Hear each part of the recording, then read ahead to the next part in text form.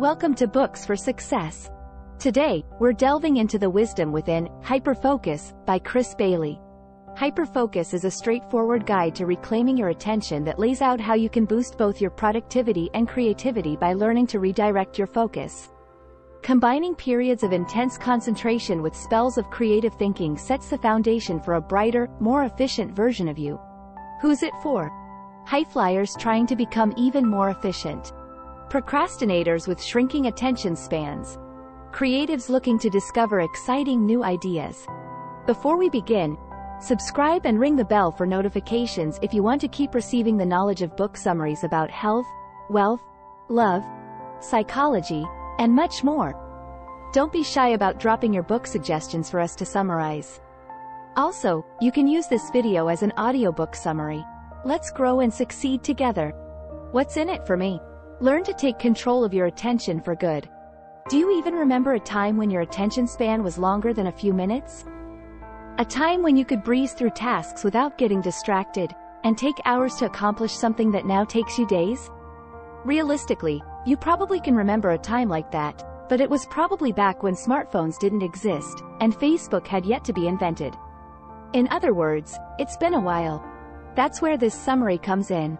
By rediscovering a few simple principles and implementing some straightforward techniques, you can enhance your ability to concentrate and foster your creativity to boot.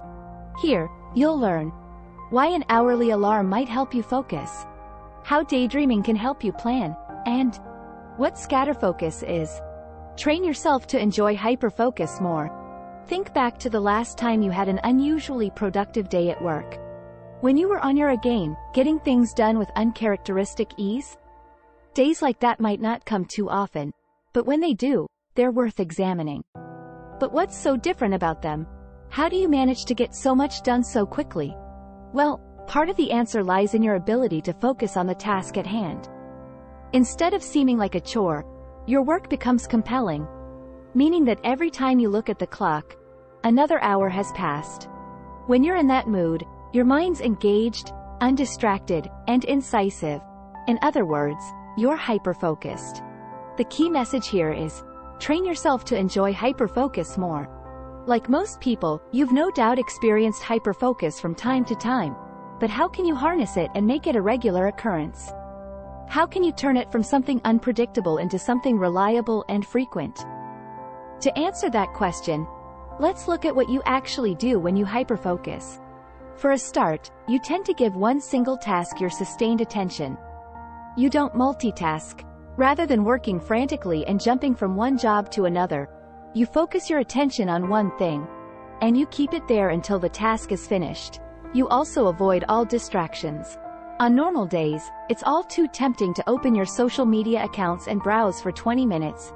But when you hyper-focus, you nix time-wasting behaviors before they even start.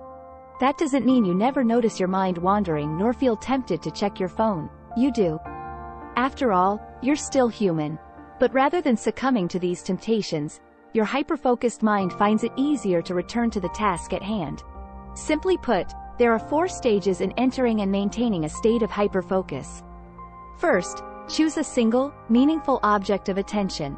Second, eliminate all possible distractions, including internal ones, like daydreaming. Then, focus your attention on the task you've chosen to work on, and, finally, consciously redirect your mind every time it wanders. If that seems like a tall order, don't worry. In the sections to come, we'll discuss several concepts and techniques that make hyperfocus easier to attain. Meta-awareness and intentional focus are key to managing your attention. Most things that you do in life require some form of attention. If you want to perform at your best, you have to pay close attention to whatever task is at hand. But there's a problem. Your attention is severely limited. First of all, there's a limit to the number of things you can pay attention to at any one time. Timothy Wilson, a professor of psychology at the University of Virginia, estimates that the human brain picks up about 11 million bits of information every second. But the number you can consciously process at one time? A mere 40. If that limitation wasn't serious enough, there's an even lower ceiling on what you can retain in your short-term memory. At a push, it's about 7 items, including names, dates, or tasks that you need to complete. So knowing these natural limits, How can you work at your best? The key message here is, meta-awareness and intentional focus are key to managing your attention. It's useful to think about your attention as a small, circumscribed area that can easily be filled, a kind of attentional space. Given the size of this space, it makes sense to carefully control what goes into it. When you're in a meeting, for example, your colleague's presentation should occupy your attentional space, not thoughts about what you're going to have for lunch. The problem is that you get so absorbed in your own thoughts that you rarely stop to evaluate them. You unconsciously yield your attentional space to every wandering thought that piques your interest. That's where meta-awareness comes into play. Meta-awareness refers to the ability to step outside your thoughts and become aware of what you're thinking. In this case, you might catch yourself dreaming about your lunchtime sandwich and consciously redirect your attention to your coworker instead. As this example suggests, every time you need to focus, you should have an explicit intention that you can stick to. Whether it's listening to your colleague, finishing a report, or just reading a novel, you should know exactly where you want your attention to be at any given time. That's why meta-awareness and intentions go hand in hand. Meta-awareness acts as a reminder to check in on your attentional space. Intentions show you where to redirect your attention when you need to. Set an alarm to go off every hour, and when you hear it, ask yourself, what was in my attentional space just now? Was it in line with my intentions? Before long, you'll find this kind of thinking has become a habit, bringing you one step closer to frequent hyperfocus. Achieve hyperfocus by ridding your environment of distractions. Picture this. You're at your desk, you're working, your attentional space is zeroed in on your task, and you're on the brink of hyperfocus. Then, suddenly, your phone beeps. If you're like most of us, you'll reach over instinctively and check the notification. But even if you don't, your flow has been interrupted. Your phone has intruded on your attentional space, and brought a whole host of irrelevant thoughts along with it. Interruptions and distractions like these are some of the key obstacles to achieving hyperfocus. Now, you obviously can't safeguard against every potential diversion, but that doesn't mean you should throw up your hands and succumb to every distraction that comes your way. Here's the key message: achieve hyperfocus by ridding your environment of distractions. Rather than trying to resist distractions in advance, save yourself the trouble and remove the risk ahead of time. So how do you identify a risk? It's simple. Scrutinize your environment and identify anything that's more stimulating and appealing than the work you need to do. The word environment here doesn't just refer to your physical surroundings. If your browser homepage suggests social media sites, consider blocking them, or just changing your homepage. If your phone distracts you, consider leaving it in another room. Understandably, not everyone can afford to ignore their phone for hours at a time. Sometimes clients and coworkers call. Sometimes your family needs to get in touch. If that's the case for you, consider switching your phone to airplane mode and reconnecting at regular intervals. That way, you remain contactable, but you won't reach for your phone like an automaton anytime it beeps. The same goes for your emails. If you're collaborating with coworkers, it's just not feasible to neglect your inbox all day. Instead, make a habit of checking your email at regular intervals. Say, every hour, or every half hour if you must. Again, the point is to put yourself beyond the reach of annoying buzzes and beeps that might interrupt your hyperfocus. And if you find that you're being derailed by irrelevant thoughts, pause for a minute and write down everything that's on your mind. You might produce nothing more than a to-do list, or maybe you'll jot down an interesting idea. Either way, the act of putting distracting thoughts on paper helps to get them out of your head, freeing your attentional space for the task at hand. Scatter focus helps you plan and think creatively. Hyperfocus is a powerful tool. The ability to give sustained, intense attention to whatever task you're engaged in gives you an edge in a wide variety of situations. But, despite its usefulness, hyperfocus alone isn't enough. Your mind needs time to rest and refresh every now and then, and even more importantly, you need to give yourself the opportunity to be creative. You see, hyperfocus is ideal for powering through lengthy, challenging work, but it's most effective when you've already decided on a line of attack. When the situation calls for inventiveness and originality, then, you need to adopt a different approach: scatter focus. The key message is, scatter focus helps you plan and think creatively. By now, you probably see daydreaming as the enemy. And that makes sense. Hyperfocus and a wandering mind can't coexist. But daydreaming isn't always bad. In fact, it's got a lot in common with scatterfocus, the kind of creative and diffuse thinking you can use to plan for the future and generate new ideas. One of the main differences between scatterfocus and hyperfocus is time. Where hyperfocus helps you to attend to tasks in the present, scatterfocus very often addresses the future. In fact, when your mind wanders, it dwells on the future 48% of the time. This perspective bias, or tendency to be future-oriented, is what makes scatterfocus so helpful when it comes to formulating plans. In order to get to grips with scatterfocus, it's worth breaking it down into 3 specific types of thinking. The first is capture mode. Capture mode is the most basic, and for many people, the most boring. It consists of taking stock of whatever's on your mind. Once or twice a week, it's worth sitting down with a pen and paper, and capturing whatever turns up. Unresolved tasks, neglected chores, and unanswered messages are common. By making a note of these thoughts, you tie up important loose ends and free your mind for more important matters. Then there's problem crunching mode. This is more or less what it says on the tin.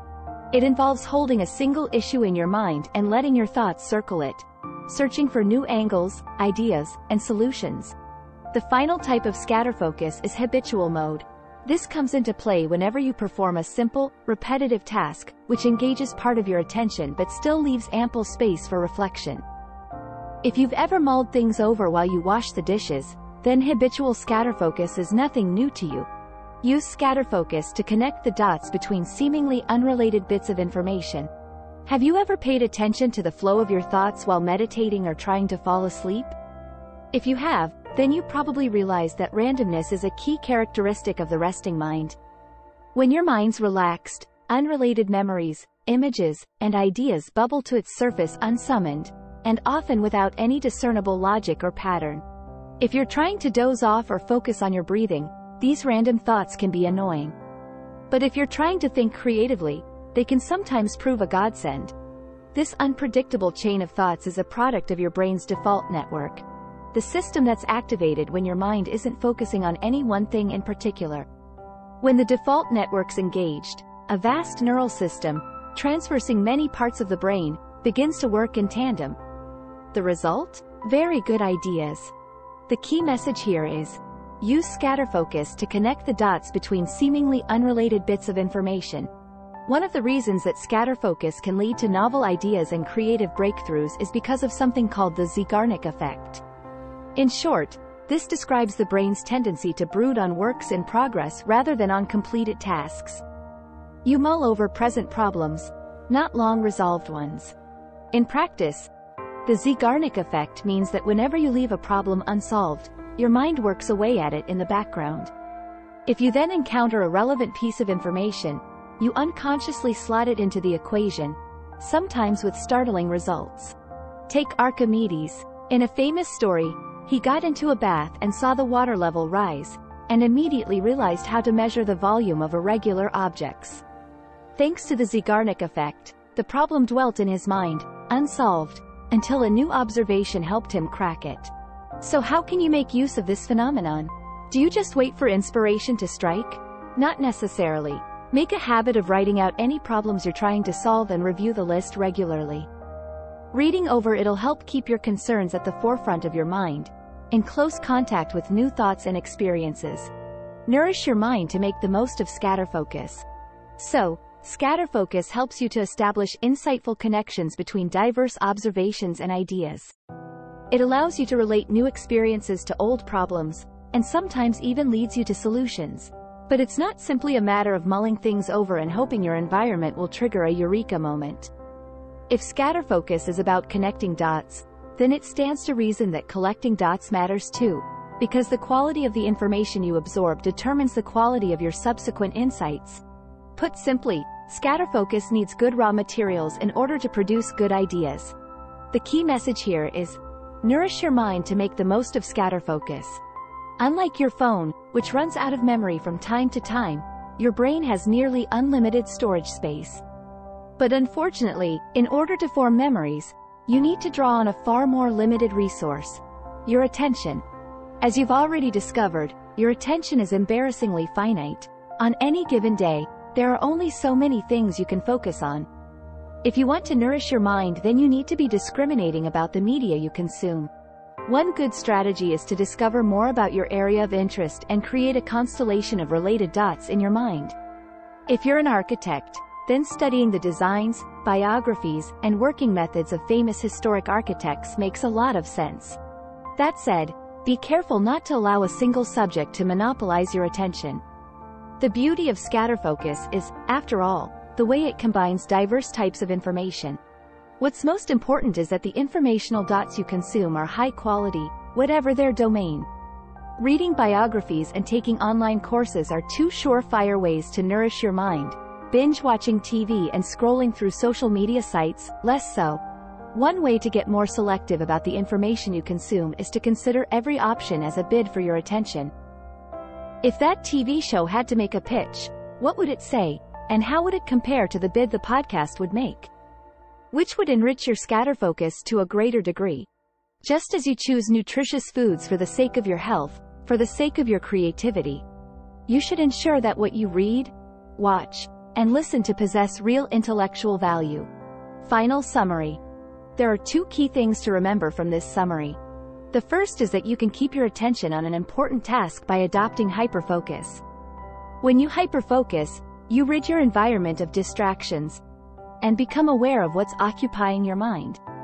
What's more, every time your attention strays, redirect it. The second thing to remember is that scatterfocus can help you with tricky problems that require creative solutions. With scatterfocus, you allow the mind to wander and make unusual connections. You can help create scatterfocus by nourishing your mind and allowing time to reflect. Actionable advice. Have a cup of coffee to help you hyperfocus. Caffeine and hyperfocus are a match made in heaven. Caffeine keeps you alert and focused. It helps you persevere when work gets boring. And perhaps most importantly, it can improve your performance on a number of cognitive tasks. So the next time you need a burst of intense concentration, make sure you've got a cup of coffee to hand. If nothing else, it tastes wonderful. Thanks for being part of our insightful voyage. If our summary piqued your interest, we encourage you to dive into the complete book for a deeper understanding. Don't forget to like this video, subscribe for more content if you're new here, and share it with others who might find it valuable. Keep on reading, discovering, and advancing until our next adventure.